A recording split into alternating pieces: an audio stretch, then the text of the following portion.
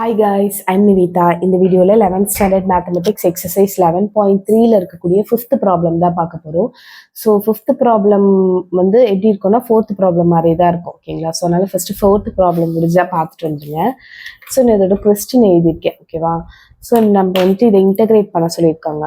So integral over dx. So first நம்ம என்ன பண்ண போகிறோம் அப்படின்னா, ஒவ்வொரு இதில் வந்து 2 டேர்ம்ஸ் இருக்குது. ஸோ தனித்தனியாக நம்ம இன்டகிரேஷன் அப்ளை பண்ண போகிறோம். So, integral over 6 plus 1, 6 divided by 1 plus 3x plus 2 the whole square into dx minus integral over 12 divided by root of 1 minus 3 minus 4x the whole square into dx இருக்கு, ஓகேவா? First என்ன பண்ணலாம் அப்படின்னா, நமக்கு இந்த constant இருக்கு இல்லையா, அதை நம்ம வெளியில் எடுத்துகிட்டு வந்துடலாம்.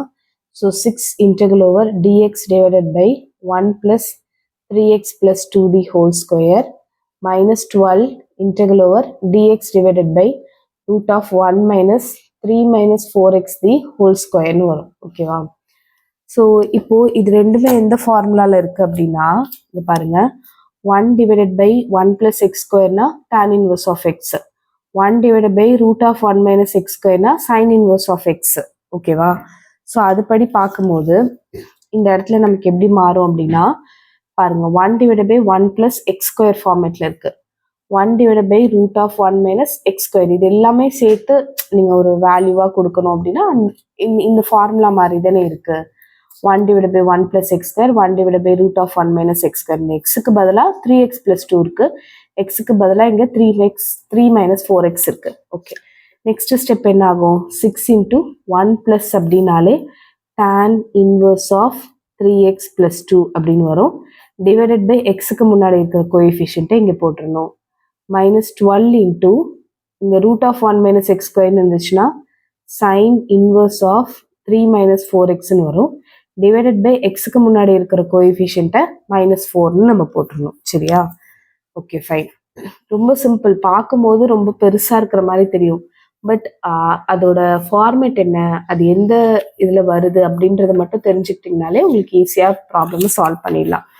ஸோ அடுத்தது என்ன பண்ணலாம், இந்த 3யும் 6யும் கேன்சல் பண்ணிடலாம். 2 டைம்ஸ் வரும். இங்கே 4ம் 12ம் கேன்சல் பண்ணிங்கன்னா 3 டைம்ஸ் வந்திருக்கும்.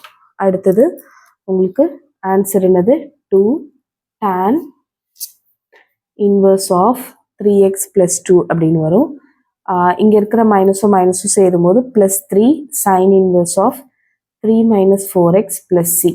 ஸோ நீங்கள் வந்துட்டு இத்தனை ஸ்டெப்ஸும் போடணும் அப்படின்றது இல்லை. இப்போ நீங்கள் பார்த்துக்கிட்டீங்கல்ல, உங்களுக்கு புரிஞ்ச மாதிரி நீங்கள் போடுங்க, ஓகேவா? நான் வந்துட்டு கொஞ்சம் டீட்டெயிலாக எக்ஸ்பிளைன் பண்ணியிருக்கேன், பட் ஸ்டில் உங்களுக்கு எப்படி புரியுதோ அந்த மாதிரி போடுங்க. வேணும்னா இந்த ஃபார்முலாவே நீங்கள் வந்துட்டு பக்கத்தில் எழுதிக்கலாம், okay. Thank you so much for வாட்சிங். இந்த வீடியோ பிடிச்சிருந்ததுன்னா மறக்காமல் ஒரு லைக் பண்ணுங்கள், ஷேர் பண்ணுங்கள், உங்களோட ஃப்ரெண்ட்ஸ்க்கும் ஷேர் பண்ணுங்கள், சப்ஸ்கிரைப் டு மை சேனல். ஏதாவது கமெண்ட்ஸ் இருந்தால் கண்டிப்பாக கமெண்ட்ஸில் சொல்லுங்கள். உங்களோட ஒவ்வொரு கமெண்ட்டுமே எனக்கு ரொம்ப ரொம்ப முக்கியம். தேங்க்யூ ஸோ மச் ஃபார் வாட்சிங்.